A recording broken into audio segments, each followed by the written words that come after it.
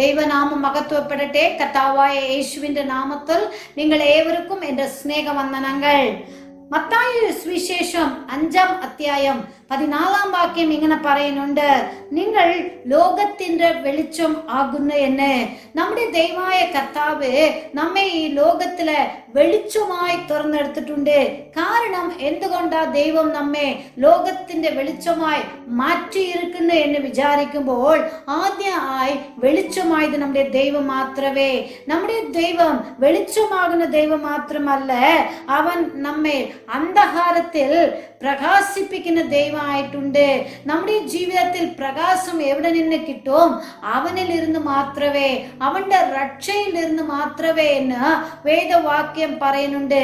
അതുകൊണ്ട് പ്രകാശിപ്പിക്കുന്ന ആ ദൈവം നമ്മെ പ്രകാശിക്കുവാൻ, ഈ ലോകത്തിൽ വെളിച്ചങ്ങളായി തീരുവാൻ അവൻ നമ്മെ വിളിച്ച് വേർതിരിച്ചിട്ടുണ്ട്.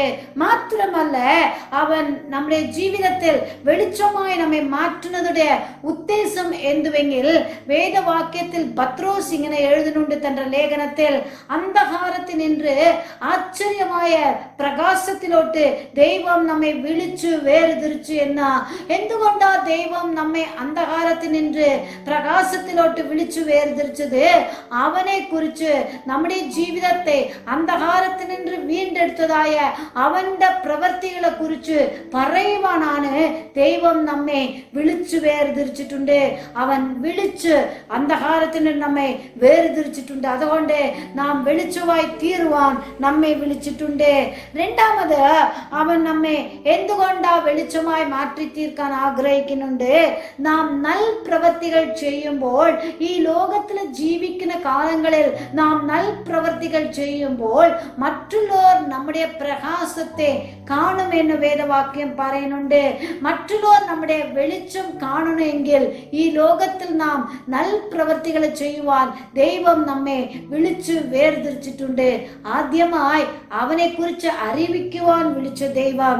രണ്ടാമത് നല്ല പ്രവൃത്തികളെ പ്രവർത്തിക്കുവാൻ ചെയ്യുവാൻ അവൻ നമ്മെ വിളിച്ചിട്ടുണ്ട്. ഇതിനു വേണ്ടി ആ ദൈവം നമ്മെ വെളിച്ചമായി തീരുവാൻ വിളിച്ചിട്ടുണ്ട്.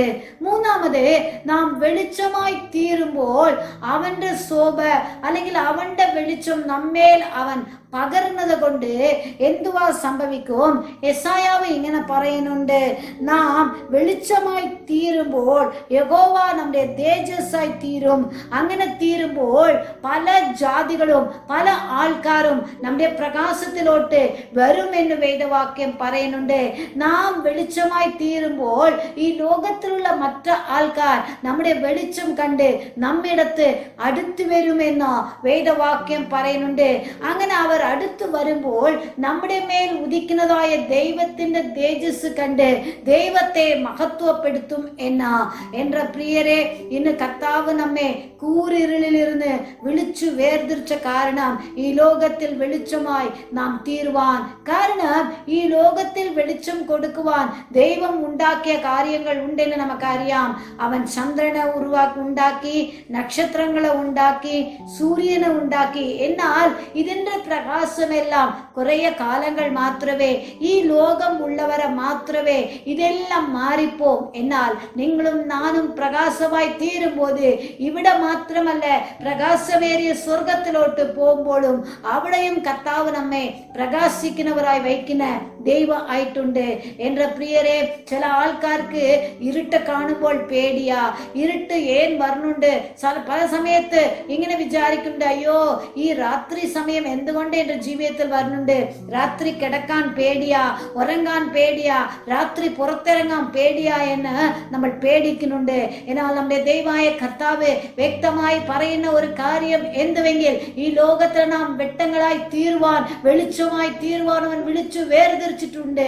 അങ്ങനെ വിളിച്ചു വേർതിരിച്ച് അവന്റെ വിളി അനുസരിച്ച് അവന് വേണ്ടി നാം നല്ല പ്രവൃത്തികൾ ചെയ്യുമ്പോൾ, അവനെ കുറിച്ച് നാം മറ്റുള്ളവർക്ക് പറയുമ്പോൾ, നാം ലോകത്തിന്റെ വെളിച്ചമായി മാറും. ഈ ലോകത്തുടെ പല ജാതികൾ നമ്മുടെ വെളിച്ചത്തിലോട്ട് വരും. ഇത് തന്നെ യോഹന്നാൻ സ്നാപകനെ കുറിച്ച് പറയുന്നുണ്ട്. അവൻ കത്തി പ്രകാശിക്കുന്ന ജ്വാലിക്കുന്ന വിളക്കായിരുന്നെന്ന്. കർത്താവ് നമ്മയും ആ വിളക്കായി വെച്ചിട്ടുണ്ട്. അതുകൊണ്ട് ആ ദൈവത്തിന്റെ കരങ്ങളിൽ നമ്മെ സമർപ്പിക്കാം. നല്ല കർത്താവേ, ഞങ്ങളുടെ വെളിച്ചമായ കർത്താവേ, ഞങ്ങളെ പ്രകാശിപ്പിക്കുന്ന നല്ല ദൈവമേ, ഈ ലോകത്തിൽ ഞങ്ങൾ വെളിച്ചമായി തീരുവാൻ പ്രത്യേകം കർത്താവെ കൂരിരുൾ നിറഞ്ഞതായ കാലഘട്ടങ്ങളില് ഞങ്ങൾ കർത്താവെ നിന്റെ വചനം പിടിച്ച് മറ്റുള്ളവരുടെ മധ്യയില് പ്രകാശിക്കുന്ന വെളിച്ചമായി തീരുവാൻ ഞങ്ങൾക്ക് കൃപ നൽകണേ. നിന്റെ തേജസ് കൊണ്ട് ഓരോരുത്തരെയും നിറയ്ക്കണേ. ഇത് കേൾക്കുന്ന ആരുടെ ജീവിതത്തിലെല്ലാം വെളിച്ചമില്ലാതെ കൂരിരുടെ അന്ധകാരത്തിന്റെ അനുഭവങ്ങൾ ഉണ്ടോ, ആ അന്ധകാര വല്ലമകൾ ഒക്കെയും യേശുവിന്റെ നാമത്തിലെ ഇപ്പോൾ തന്നെ ശാസിക്കുന്ന നാഥ,